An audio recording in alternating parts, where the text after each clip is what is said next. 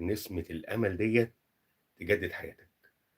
ما هو ممكن تكون حياتك كلّها ضايعة، كل شيء متدمّر، مش متضبّطة ومنهارة وكلّه واقع، واللي حواليك بيوقّعوك وبيهدموك وبيأذوك وبيكسّروك وبيرموك وبيهجروك وبينسوك، وبيقولوا لك ما فيش فايدة فيك، بيقولوا لك أنت ضايع، بيقولوا لك أنت فاشل، بيقولوا لك مش هيحصل لك أي جديد، بيقولوا لك الحياة عبارة عن وقعان ووجع وما فيش فايدة ومش هتقدر تقوم ومش هتقدر تعمل،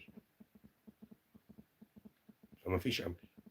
ولكن إذا رأيت إن كل شيء حواليك بيقول لك ما فيش أمل، خلّي الأمل جواك نسمة، نسمة بسيطة خفيفة.